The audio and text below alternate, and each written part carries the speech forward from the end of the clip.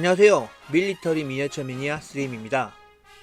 2016년부터 지속적으로 논의이 되던 해병대 공격 헬기가 기어코는 마리논으로 결정된 것 같아요. 후보로는 AH-64 아파치, H-1Z 바이퍼, 마리논 이렇게 3파전이 지속됐었는데요. 개인적으로는 AH-1Z 바이퍼가 되었으면 하는 생각이 있었지만 이렇게 마리논으로 결정이 나게 되네요. 제3국의 입장에서 보면 석연치 않은 부분이 적지 않겠지만 한국의 입장에서 보면 충분히 이해할 만한 결정입니다. 먼저 신뢰도 부분입니다. 마리논은 한국군만 사용하고 도입된 지 얼마 되지 않은 실전 경험이 전무한 헬리콥터예요. 물론 도입을 위한 여러가지 테스트를 거쳤지만 실전에 투입된 경험이 없다는 것은 큰 약점입니다. 기존에 수많은 군사 전문가들이 전장을 예상하고 무기를 설계하지만 실제 예상되는 다른 전장의 상황은 무기의 변형을 만들어냅니다. 정밀한 항공기, 전차까지 가기 전에 단순한 소총 역시도 다양한 변화를 가지게 되죠. M16만 해도 최초 버전에서 A1, A2, A3, A4 그리고 M4에 이르기까지 변하는 전장에 적응하기 위해 변화해왔죠. AH-64와 AH-1Z 바이퍼 역시 변화하는 무기뿐만 아니라 실전 운용 중에 겪어왔던 다양한 경험이 쌓인 기체들입니다. 이런 경험이 단순한 전술 교류의 문서가 아니라 수많은 전장에서 희생에 기반해서 경험적으로 얻어진 것을 감안하면 단순 수송이 아닌 공격 헬기의 실전 경험은 더욱 그 가치가 높다고 할 수 있겠죠. 두 번째, 성능 부분입니다. 앞선 영상에서도 말씀드렸지만 공격 헬기와 무장 헬기는 다른 기체죠. 무장 헬기는 기존의 수송 헬기에 무장과 사격 통제 장치를 강화해서 부품 호환성과 함께 운영의 편의성, 비용 절감을 도모하는 구성입니다. 미군 역시 이런 시도를 하지 않은 것은 아니에요. 대표적인 미군의 수송 헬기인 UH-60 블랙호크에 무장을 강화한 AUH-60 암드 블랙호크라는 제식 명칭까지 주어졌지만 기어코는 채택되지 않았었죠.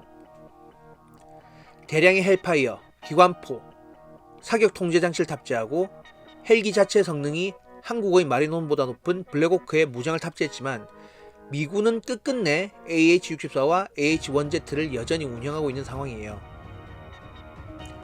마리논을 아무리 개량한다고 해도 기본적인 성능에 기반해서 대량의 무장과 사격 통제 장치, 방탄 구조를 추가하게 되면 성능이 떨어지는 것은 어쩔 수 없는 사실이에요.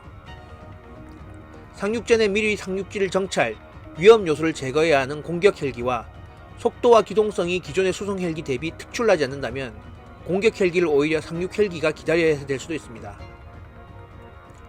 적의 대공 무기와 대보병의 위협 세력을 제압해야 하는 임무를 가진 만큼 수송 헬기보다 위험한 상황에 노출되어야 하는 상황에서 더 빠르고 기민한 움직임이 보장되지 않는 구조는 향후 생존성이 걱정하게 돼요. 그리고 전후 직렬 방식이 아닌 좌석 배치는 무기 조준에 한쪽에 사각이 발생할 수 있습니다. 국방부는 반대쪽에 전자장비로 조준이 가능하게 한다고 하는데요. 실제로 그 실효성이 의심스럽습니다. 그게 효과적이라면 구태여 다른 미국, 러시아, 중국, 유럽 등 공격 헬기가 전후 직렬 구조일 리가 없으니까요. 단순히 가능하다를 떠나서 효율적인 구조냐 아니냐 역시도 중요한 사안이에요. 통상적인 헬기의 조종석이 오른쪽이라고 할 때 향후 북한군의 교전 수칙 중에 마리논 공격형과 교전 시에는 오른쪽에서 타격하라 라는 수칙이 나올 수도 있겠네요. 마지막으로 경제성입니다. 어쩌면 가장 중요한 부분일 수도 있어요. FA-50이나 KF-X 대비해서 해외 수출 전망이 거의 없는 수리온, 마리논의 경우에는 운영이나 생산 비용의 하락을 위해서는 어느 정도 물량의 확보가 필수적입니다. 그 중요한 수요처 중에 하나가 대한민국 국군인 것이고요. 일단 마리논 무장형으로 제압 가능한 적과 상대하게 된다면 AH-1Z나 AH-64는 오버스펙일 수도 있죠. 뿐만 아니라 대부분의 해외 무기는 첨단 장치, 조준 및 사격 통제 장치의 경우는 아예 봉인이 걸려 있어서 국내에서 열지도 못하게 설정되어 있는 경우가 많습니다. F-15K도 그랬고 글로벌 호크도 다 그랬죠. 도입되는 공격 헬기도 주요 장치의 고장이 발생하면 수리에 얼마의 시간과 비용이 들지는 그때 가서 봐야 하고 제조사가 부르는 것이 값일 수도 있어요. 또한 공격 헬기 도입 사업이 예산의 1조 2천억 가량이라고 할 때 국내 생산 시 경제적 파급 효과는 그 10배 이상으로 보입니다. 코로나로 힘든 상황에서 국내의 재환난 지원금만큼이나 중요한 경제적 효과를 가지는 거죠. 그리고 향후 지속적인 개량을 통해서 실제적인 다목적 헬기의 노하우를 쌓아갈 수 있는 기획이기도 한 것이죠.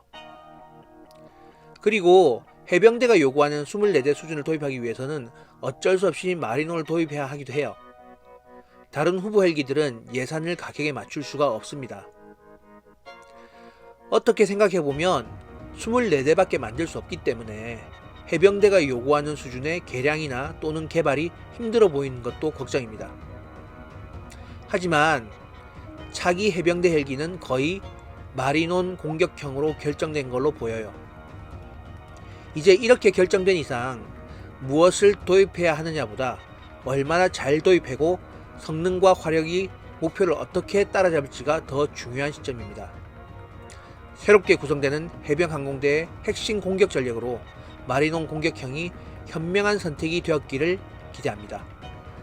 오늘은 마리논 공격형이 해병항공대의 상륙 공격형 헬기로 선정된 것에 대해서 말씀드렸는데요.